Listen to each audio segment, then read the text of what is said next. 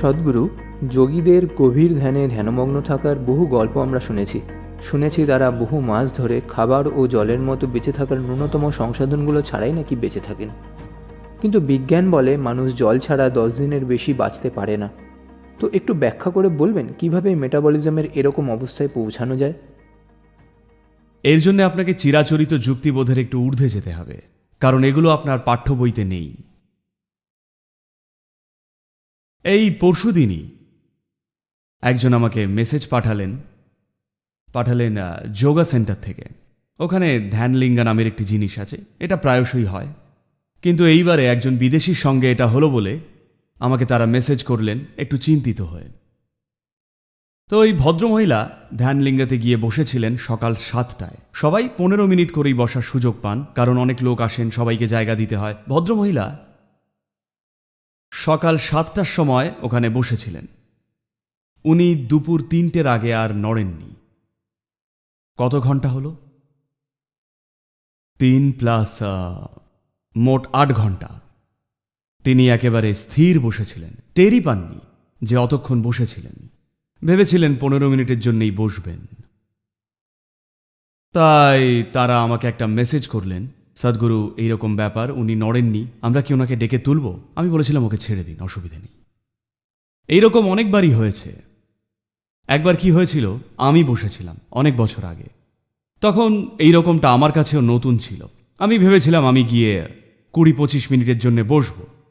যখন চোখ খুললাম দেখলাম সামনে বিরাট ভিড়, একটা গ্রামে। আমার গলায় মালা, সবাই পা ধরে টানাটানি করার চেষ্টা করছে। বুঝলেন তো, যা হয় ভারতে, যা হয়ে থাকে আর কি। আর যেই না আমি চোখ খুললাম, অমনি কেউ তার ব্যবসার ব্যাপারে জানতে চাইছে, কেউ জানতে চাইছে তার মেয়ের বিয়ে কখন হবে, এইরকম নানান ব্যাপার। তখন আমি বললাম, আপনারা কি মূর্খ নাকি? তারা বলল, আপনি এখানে 13 দিন ধরে বসে আছেন, আর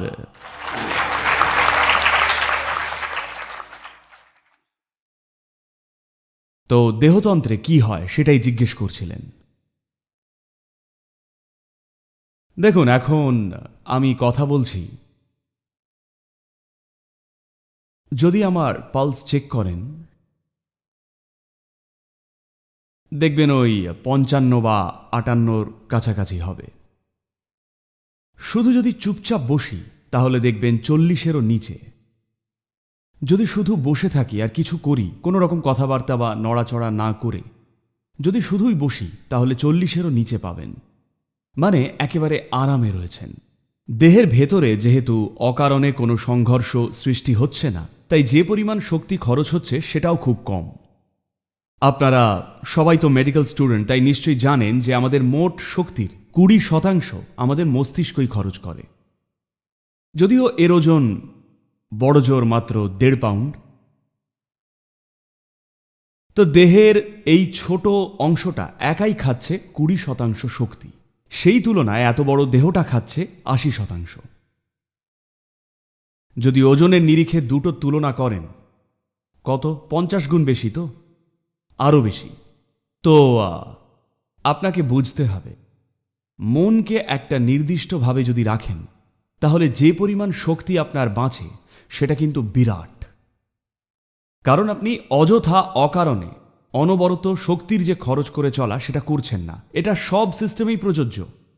গাড়ি হোক বা কোনো মেশিন বা যে কোনো যন্ত্রই হোক, সেটা যত কম বাধা পেয়ে চলবে, শক্তির খরচ ততই কম হবে, তাই না?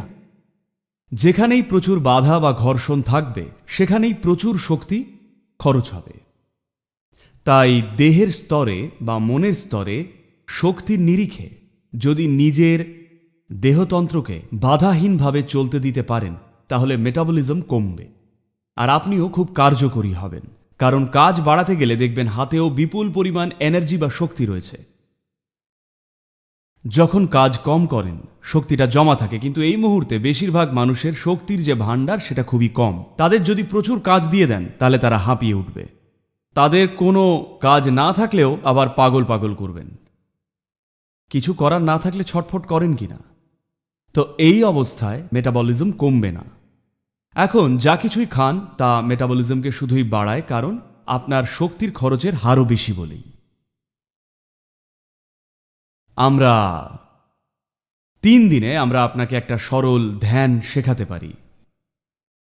এটা আপনার মেটাবলিজমকে প্রায় 24% কমিয়ে আনতে পারে। ধ্যানে সচেতন থাকা অবস্থায় এই মেটাবলিজম রেট সর্বনিম্ন আপনি এটুকুই করতে পারেন। মেটাবলিজম এর চেয়েও কমে এলে আপনার কোনো দেহ অনুভূতি থাকবে না।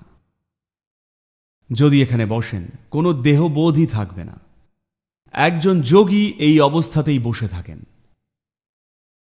দেখুন, আপনি যদি নিচে বসেন আর সঙ্গে যদি কোনো ঘড়ি নাও থাকে, আপনার পা, আপনার পিঠ, আপনার পশ্চাৎদেশ সবকিছুই সময়ের হিসেব রাখছে, তাই না? বলুন, ঘড়ির কোনো দরকারই নেই। এখানে 3 ঘন্টা ধরে বসে থাকলেই আপনি জেনে যাবেন এবার উঠতে হবে। শরীর জানে। তো কেউ ঘন্টার পর ঘন্টা, দিনের পর দিন বসে আছে কারণ তার কোনো দেহবোধ নেই। দেহের কোনো অনুভূতি নেই কারণ শুধুমাত্র মেটাবলিজম বা বিপাকীয় হার কমার জন্য নয়, আপনার শক্তি বা এনার্জি কতটা তীব্র সেটাও একটা কারণ। শক্তি মানে বায়োলজিক্যাল শক্তি নয়।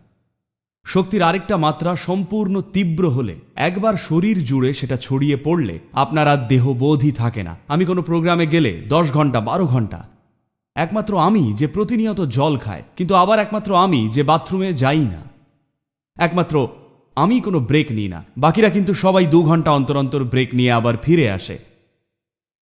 তার কারণটা হলো আপনি দেহের প্রক্রিয়াগুলোর সাথে কতটা পরিচয়বদ্ধ, সেটাই প্রাথমিকভাবে এগুলো নির্ধারণ করে। কিন্তু সাধনাও রয়েছে। নিজের সিস্টেমকে নির্দিষ্টভাবে তৈরিও করতে হয়। আর সবাই হয়তো সেই স্তরের সাধনা করতে চাইবেন না, কিন্তু সবার কিছু সাধনা অবশ্যই করা উচিত। কিছু করুন যাতে আপনি যা করতে চান তা কার্যকরীভাবে পারেন। নিজের জীবনে যাই করতে চান না কেন, অবশ্যই সেটা যেন সবচেয়ে ভালোভাবে যেভাবে পারেন সেভাবেই করেন। কি করছেন সেটা আমার চিন্তা নয়, যে ছাইপাশই করুন, কিন্তু সেটা যেন ভালোভাবে করেন, তাই না? হ্যালো, অবশ্যই ভালোভাবে করুন। একজন মানুষের জন্য এটাই খুবই গুরুত্বপূর্ণ যে আমরা যেন ভালোভাবেই করি। তো সেটার জন্যে খুবই গুরুত্বপূর্ণ বিষয় হলো আপনার নিজের দেহ আর মন যেন কোনো বাধা হয়ে না দাঁড়ায়। নিজেরই দেহ মনে পা বেঁধে যেন সব সময় হোঁচট না খান। ওগুলো যেন উঠে দাঁড়ানোর একটা মঞ্চ হয়, কিন্তু উল্টে মানুষ তাতে গর্তের মতো ধসে যাচ্ছেন। দেখুন, এই মঞ্চটা বেশ ভালো, কিন্তু ধরুন এতে যদি ধসে ঢুকে যান তাহলে কিন্তু এটার বসে কথা বলার জন্য ভালো জায়গা হবে না, তাই না? আমাদের ওপরে ধরে আছে, তাই ভালো। আপনার দেহ আর আপনার মনেরও উচিত আপনাকে ওপরে তুলে ধরা সব সময়। সেটা যদি হয় তাহলে বাইরের উপর নির্ভর করাটা আপনার কমে আসবে। আর এছাড়াও আমরা যে জল সবসময় শুধু মুখ দিয়েই খাই তা কিন্তু নয়। শরীর অনেকভাবেই জল সংগ্রহ করে। যদি শরীরকে নির্দিষ্টভাবে সক্রিয় রাখেন তাহলে দেখবেন এটা শক্তিও সংগ্রহ করছে। দেখুন, এখন আপনি খাবার খাচ্ছেন, জল খাচ্ছেন, শ্বাস নিচ্ছেন, এই সব কিছু কেন? শুধুমাত্র শক্তি যোগাতে। কিন্তু বিজ্ঞান পরিষ্কার প্রমাণ করেছে সব জায়গাতেই যথেষ্ট শক্তি রয়েছে। তাই যদি সরাসরি শক্তিকে ভেতরে নিতে পারেন, সেটা সম্ভব শক্তিকে শুষতে পারলে সেটা কিভাবে করব? দেখুন, যোগ শব্দটার মানে এটাই। যোগ শব্দের অর্থ আপনি নিজের ব্যক্তিত্বের গণ্ডিকে মুছে ফেলতে শুরু করেছেন। এই মুহূর্তে এটা আপনি, ওটা আপনি, 100 ভাগ পরিষ্কার, তাই না? কেন? কারণ আপনি ভাবেন এই দেহটা আমি, ওই দেহটা আপনি। সীমানাটা পরিষ্কার। আমার শরীর আর আপনার শরীরের মাঝে পরিষ্কার একটা সীমানা রয়েছে।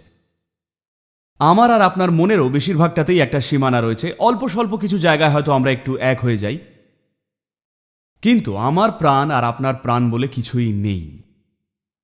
কখনো সাবানের বুদবুদ ফুলিয়েছেন? নাকি স্কুলে থাকতেও খুব সিরিয়াস ছেলে ছিলেন? না তো।